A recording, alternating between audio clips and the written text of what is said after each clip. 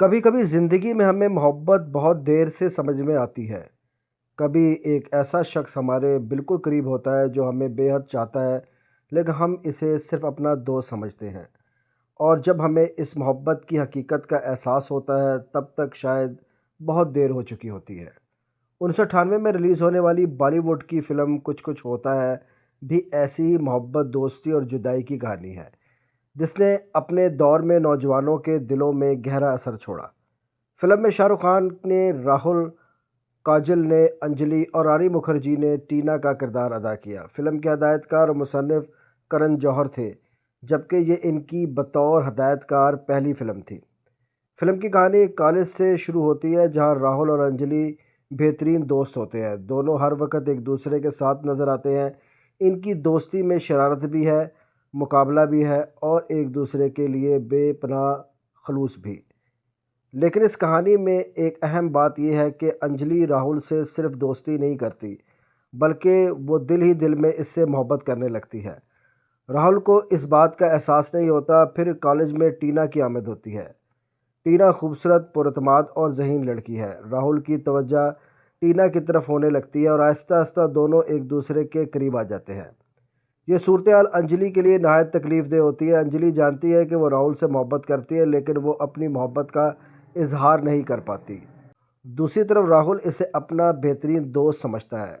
Film का सबसे जज्बाती पहलू यही है कि राहुल के लिए अंजलि इसकी ज़िंदगी का सबसे करीबी शख्स है, लेकिन वो समझने से कासिर है कि अंजलि के दिल में इसके लिए दोस्ती से कहीं ज़्यादा जज्बात मौजूद हैं।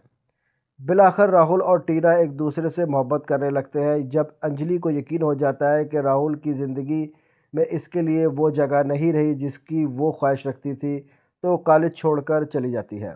यहाँ फिल्म एक ऐसे मोड़ पर पहुँचती है जहाँ दोस्ती, मोहब्बत और जुदाई एक दूसरे में घुल जाते हैं। राहुल को अंजलि के जाने का दुख तो होता है, लेकिन इसे अभी भी अपनी असल मोहब्बत का अंदाज़ा नहीं होता।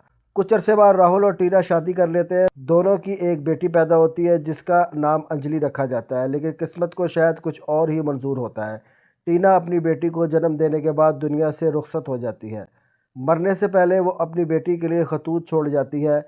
इन खतूत में टीना अपनी बेटी को बताती है कि इसकी ज़िंदगी में एक ऐसी लड़की थी जिसका नाम भी अंजलि था और वो इसकी माँ के लिए बहुत अहम थी। टीना को मालूम था कि राहुल और अंजलि एक दूसरे के लिए बने हैं, इसलिए वो अपनी बेटी से कहती है कि जब वो बड़ी हो जाए तो अपने वालिद और अंजलि को दोबारा मिलाने की कोशिश करे। यहाँ से फिल्म की कहानी कई साल आगे बढ़ जाती है। छोटी अंजलि अपनी माँ के खतूत पढ़ती है और फैसला करती है कि वो अपने वालिद को इनकी पुरानी दोस्त अंजलि से दोबारा मिलाएगी।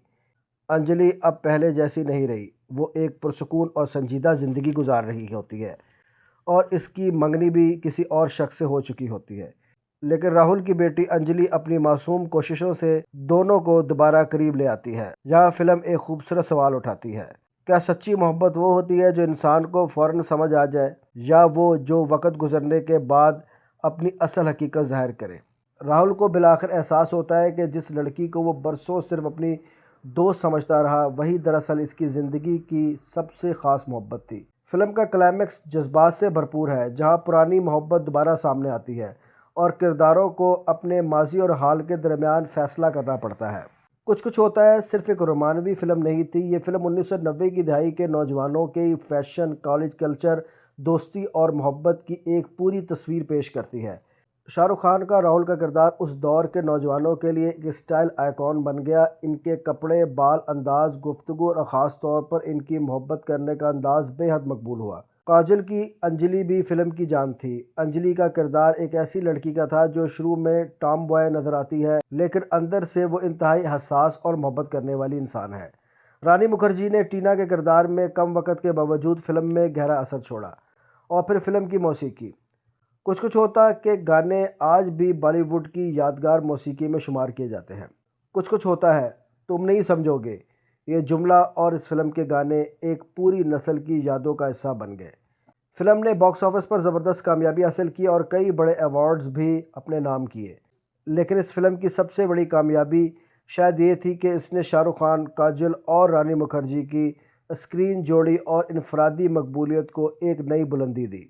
आज कई साल गुजरने के बावजूद कुछ कुछ होता है का जिक्र हो तो लोगों को सिर्फ एक फ़िल्म याद नहीं आती, बल्कि इन्हें अपना बचपन, कॉलेज के दिन, पुरानी दोस्ती और पहली मोहब्बत याद आ जाती है। शायद यही एक कामयाब फिल्म की सबसे बड़ी ताकत होती है। वो वक्त गुजरने के बाद भी इंसान के दिल में ज़िंदा रहती है।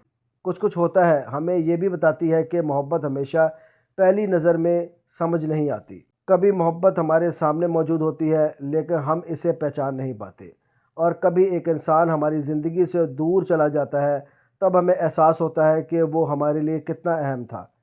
शायद इसलिए आज भी शाहरुख खान, काजल और कुछ कुछ होता का नाम एक साथ लिया जाता है तो एक पूरी नस्ल के चेहरों पर मुस्कुराहट आ जाती है। क्योंकि कुछ फिल्में सिर्फ पर्दे पर नहीं चलती, कुछ फिल्में हमारी यादों में चलती रहती हैं, और कुछ कुछ होता है भी ऐसी ही एक फ़िल्म है। एक ऐसी कहानी जिसने हमें दोस्ती की अहमियत बताई, मोहब्बत का एहसास दिलाया और ये सिखाया कि कभी कभी दिल की बात समझने में पूरी ज़िंदगी लग जाती है।